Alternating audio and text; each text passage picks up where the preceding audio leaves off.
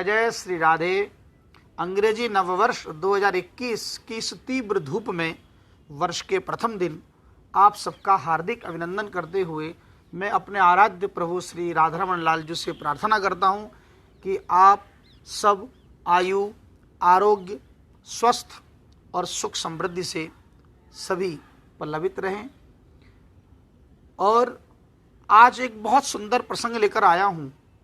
बीते वर्ष 2020 कोरोना वर्ष के रूप में और अनेक प्रकार के उठापटक और आर्थिक संकट के रूप में इतिहास में सदा सदा के लिए जाना जाएगा। आज का प्रश्न भी अर्थ से जुड़ा हुआ है। ऐसे लोग, बहुत से लोगों का मेरे पास फ़ोन आया कि महाराज हम बर्बाद हो गए, हम लुट गए, जिसको हमने कर्ज दिया, रुपया दिया, डूब गया। कोई कहता मेरे 2 करोड़ डूब गए, कोई कहता मेरे 20 लाख डूब गए, 50 लाख डूब गए। जिसको भी दिया मुड़ के नहीं देखा महाराज। आखिर ये कर्ज वापस करने का कोई रास्ता है कि नहीं? क्या भगवान ने इसके लिए भी कोई नामोपचार का प्रावधान किया है? आज इन सब प्रश्नों का उत्तर लेके मैं आया हूँ ताकि हम सबके जीवन में एक नई समृद्धि प्राप्त हो हम सबको। आइए इन प्रश्नों का उत्तर जानने से पूर्व श्रीमद् भागवत के 11वें स्कंद के 5वें अध्याय का 12वां श्लोक बहुत ही प्रेरणादायक श्लोक है कि धनम च धर्मैक फलम यतो वै ज्ञानम सविज्ञानम अनुप्रशांति गृहेषु युञ्जन्ति कलेवरस्य मृत्युम न पश्यन्ति दुरंत वीर्यम। देखिए, धनम च धर्मैक फलम, जब जब हम धन का चिंतन करें, धन प्राप्ति का साधन जुटाएं, तो सबसे पहले आप ये बात अपने मन मस्तिष्क में बिठा लीजिए कि आखिर धन किसके लिए होता है, किसकी सेवा के लिए होता है। हम जो धन उपार्जन करते हैं वो किसके लिए करते हैं।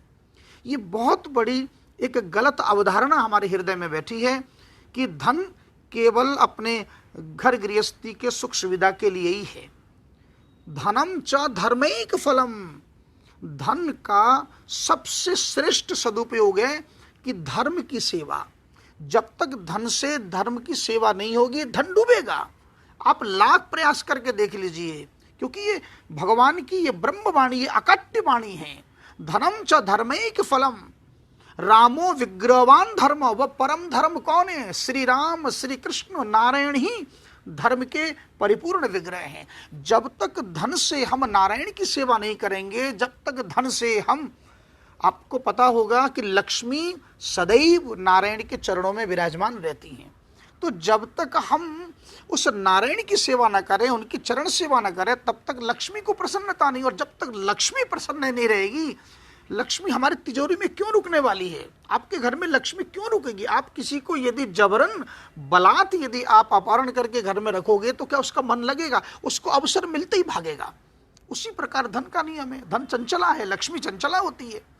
इसलिए धन को यदि हम अपने तिजोरी में, अपने घर आंगन में यदि चाहते हैं कि धन रमण करे, नृत्य करे, क्रीड़ा करे, रमा क्रीडम भुन नृप, जैसे बालकृष्ण प्रभु के आगमन के साथ पूरे नंद भवन के आंगन में लक्ष्मी नृत्य करने लगी, तो लक्ष्मी तब नृत्य करेगी, हमारे जीवन को तब पल्लवित करेगी, सुशोभित करेगी, जब हम उस लक्ष्मी की मनोदशा को जाने।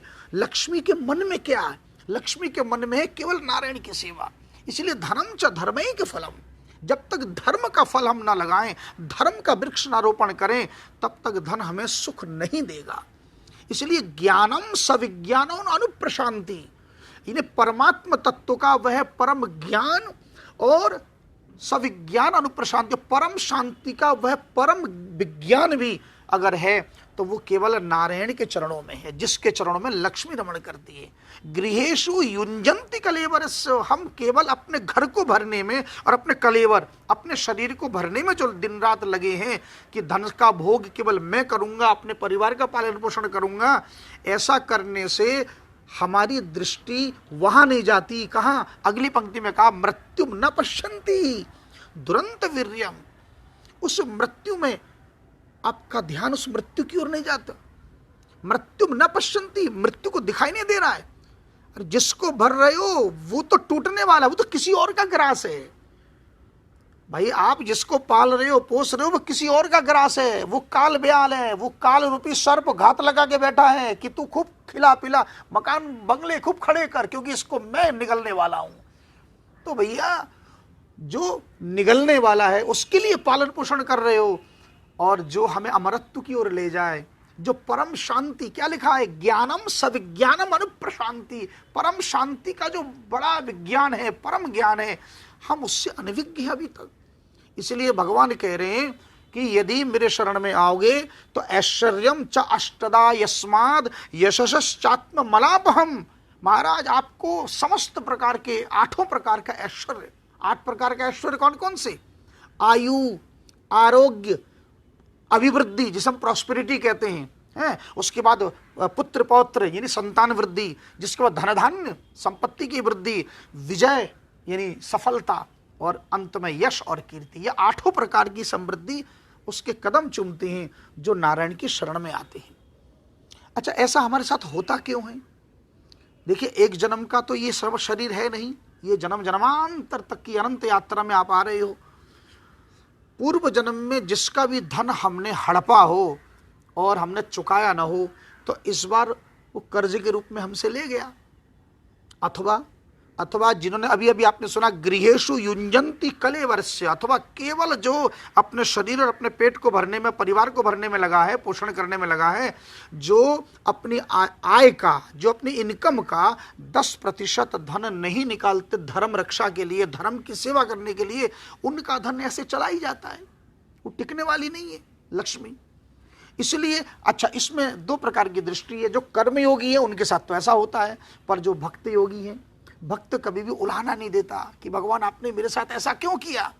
भक्त, अच्छा समुद्र देखिए ना, संसार का सबसे विशाल क्या बोलते हैं, महासागर, रामचरितमानस में वो समुद्र भगवान के आगे हाथ जोड़ के कह रहा है, बोले प्रभु आपने मेरे संग बहुत अच्छा किया, कि प्रभु भल कीन मोही सिख दीनी, मर्यादा पुनि तुम्हारी कीनी। प्रभु भल कीन, आपने बहुत अच्छा किया जो मुझे सबक सिखाया।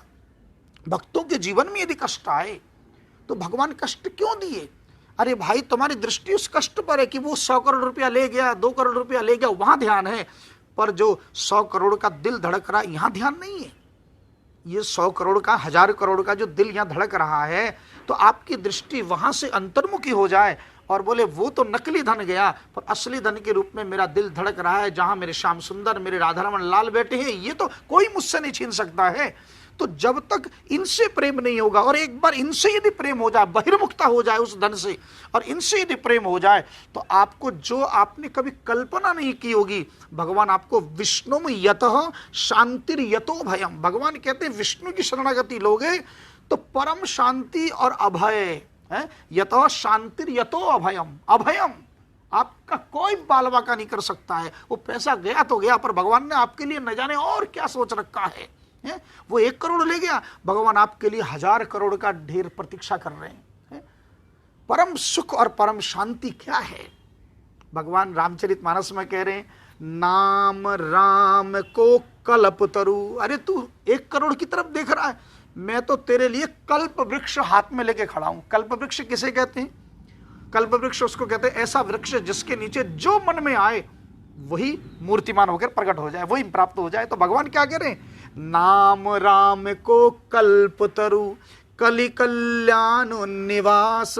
अरे जो सुमिरत भयो भांगते, तुलसी तुलसीदास। नाम राम को कल्प तरु, भगवान राम का नाम, श्री कृष्ण का नाम ही इस कलियुग का कल्प वृक्ष है। केवल उसको अपने जीवा से दिन रात रटने की कमी है, रटने का साधन नहीं पता, हम कैसे रटें, इसलिए कष्ट पा रहे हैं। अरे नाम राम को कल्प तो कलि कल्याण निवास, इस 3 शब्दों पर ध्यान दीजिए। कलि कल्याण, कलयुग में समस्त कल्याण का निवास, निवास माने आश्रय, घर, बंगला, कल्याण का घर है। जो सुमिरत भयो भांगते, तुलसीदास जी कह रहे हैं जिसके सुमिरन करने से मुझ नीच जैसा, मुझ जैसा भांग, भांग सबसे नीच माना गया, भांगते तुलसी तुलसीदास, मुझ जैसा भांग भी तुलसी जैसा परम पवित्र बन गया। ये तुलसीदास जी कह रहे हैं। एक बार फिर सुन लीजिए, जो सुमिरत भयो भांग ते तुलसी तुलसीदास। जो निकृष्ट भांग जिसे खाके आदमी मदमस्त हो जाए, नशा चढ़ जाए, संसार का नशा, ऐसा बदनाम, ऐसा नीच भांग भी यदि परम पवित्र तुलसी जैसी हो जाए, ये है भगवान के नाम का चमत्कार। अरे मोरी सुधारी सो सब भांति, जासो कृपा नहीं कृपा आघाती। अरे भगवान तो कृपा करने से कभी आघात ही नहीं है।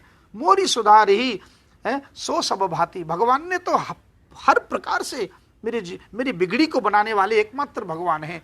ये तुलसीदास जी कह रहे हैं। तो जब मेरी बिगड़ी बना दी तो क्या आपकी बिगड़ी नहीं बनाएंगे? इसलिए परम धन वो नहीं है जो ले गया कर्ज में, जो डूब गया, वो परम धन नहीं, वो तो नकली धन ले गया। वो इसलिए ले गया ताकि आपका कष्ट, जो आप अस्पताल में कष्ट पाते, जो आप थाने में, कोर्ट में, कचहरी में जो चक्कर लगाते, उस कष्ट से बचाने के लिए भगवान उस धन से आपको विमुख करके, भगवान कहते हैं जो अंतर्मुखी हो जाए, जो मैं भीतर बैठा हूं एक बार मुझे देख। और वैसे भी भागवत में तो भगवान स्पष्ट कह रहे भक्तों के लिए, यस्याहम अनुगृहणामि हरिष्ये तद धनम शनै, जो मुझसे अतिशय प्रेम करेगा मैं धीरे धीरे उसका धन छीन लेता हूं। और ततो धनम तजन्तस्य स्वजना दुख दुखितम, उस धन को छीनने के बाद फिर वो स्वजनों के पास जाता है, उन लोगों से भी विमुख कर देता हूं। लेकिन उस पर भी अगर वो मेरा पीछा नहीं छोड़ता, मेरे नाम का पीछा नहीं छोड़ता, दिन रात केवल मेरे नाम के पीछे पड़ा है, तो आगे की लाइन को ध्यान से सुनना। भगवान क्या कह रहे हैं कि मत परहि कृत मैत्रस्य करिष्ये मद अनुग्रहम। एक बार फिर सुन लीजिए, मत परहि कृत मैत्रस्य, ऐसे भक्त, ऐसे संत, ऐसे महात्मा जो मेरे परायण हैं, जो मेरे पीछे हाथ धो के पड़े हैं, यदि तुम उनका सहारा लोगे, कृत मैत्रस्य, उनसे मैत्री करो, उनसे संबंध बनाओ, उनका पीछा मत छोड़ो, उनके चरणों को थाम लो। यानी ऐसे भक्त दिन रात जो नाम जपते हैं, यदि आपने उनके चरणों को थाम लिया तो करिष्ये मद अनुग्रहम, फिर मैं दोनों हाथ उठा के तेरे मस्तक पर रख देता हूं, मेरी कृपा अनवरत बरसती है। फिर इतना धन दूंगा, इतना धन, तेरी अगली भी 21 पीढ़ी उस धन को खर्च करके समाप्त नहीं कर सकती। ये भगवान कह रहे हैं, मैं नहीं कह रहा हूं। अरे अपतु अजामिल गज गणराओ, भये मुक्त हरि नाम प्रभाव। अपतु अजामिल, अपतु माने नीच, अजामिल, अपतु अजामिल गज गणराओ, है गज जैसा पशु, और गणराओ है गणी का नाम की वैश्या। ऐसे पतित लोग भी अगर नाम का आश्रय लेकर आए तो भय मुक्त हरि नाम प्रभाव, ऐसे पतित लोगों को भी नाम ने मुक्त कर दिया, संसार के कष्टों से मुक्त कर दिया महाराज, उन्हें परम धनी बना दिए। केवट ने तो भगवान के हाथों से दिए हुए स्वर्ण की मुद्रिका तक लेने से मना कर दिया कि प्रभु अब कछुनाथ न चाहिए मोरे, दीन दयाल अनुग्रह तोरे। अब अनुग्रह के सिवा, अब आपकी कृपा के अतिरिक्त अब मुझे कुछ नहीं चाहिए। देखो भगवान कितने परम दयालु हैं। भगवान की दयालुता, भगवान तो करुणा के पराकाष्ठा हैं। भगवान ने इस चौपाई को आप ध्यान से सुनिए, भगवान अपने मुख से कह रहे हैं कि रहती न प्रभु चित चूक किए की, करत सुरत सय बारहिए की, कि रहती ना प्रभु चित्त चूक किए की है। अगर किसी ने कोई चूक कर दी, कोई अपराध कर दिया, तो भगवान रहती ना प्रभु, भगवान उसको अपने दिल से नहीं लगाते। आपने कौन से अवगुण किए, आपने कौन से अपराध किए, भगवान उस अपराध की तरफ भगवान का ध्यान नहीं है। तो बोले करत सुरत सय बार ही ये की, पर भगवान हृदय से एक बार यदि आपने अच्छा सत्कर्म कर लिया, एक बार ठान लिया प्रभु अब तक जो हो गया सो हो गया, मैं आपका हूं, आप मेरे हो प्रभु, तो कहता करत सुरत 100 बार भगवान आपके उस सत्कर्म को अपने सामने ले आते हैं। और आपने जो पीछे दुष्कर्म किया उसकी तरफ भगवान ध्यान भी नहीं देते। पर संकल्प यदि कर लें, तो आप यदि संकल्प कर लो, बोले प्रभु आज से मैं आपका नाम जप लूंगा, आज से मैं आपके नाम का सहारा लूंगा, तो आपके जीवन के सारे कष्ट, ये जितने भी कष्ट हैं जो आपने कहा, ये धन संपत्ति, ये सब कुछ दूर हो जाए। नव वर्ष पर संकल्प कर लीजिए कि मैं नाम जपूंगा श्रद्धा से। बस हम नाम जपना जानते नहीं हैं, नाम कैसे जपें ये हमको पता ही नहीं है। नाम जपते समय अजस्त्र अश्रुपात होना चाहिए। जब तक नेत्र सजल ना उठे तब तक नाम जप का फल क्या। मैं कहता हूं कि 3 घंटा 35 मिनट जपें, इसलिए कहता हूं ताकि आपका नाम जप में रुचि अभिवृद्धि हो, है ना। हाँ, अब प्रश्न उठता है कि हम कौन सा नाम का सहारा लें। आप किसी भी गुरुदेव से मंत्र लीजिए, नाम लीजिए, जपिए, पर श्रद्धा से जपिए, अश्रुपात करते हुए जपिए, तो नाम का फल मिलेगा। वैसे गोपाल सहस्त्र नाम में बहुत से नाम दिए। ओम श्रीधराय नमः, यदि कोई शत्रु नहीं लौटा रहा तो ओम वैरी मर्दनाय नमः। इन नामों का आप आश्रय ले सकते हैं। इसलिए मैं इस नववर्ष 2021 में यही आह्वान करूंगा कि रात दिन आप अश्रुपात करते हुए हरे कृष्ण कृष्ण कृष्ण हरे हरे, हरे राम राम राम हरे हरे जप कीजिए। बहुत आनंद आएगा। जय श्री राधे।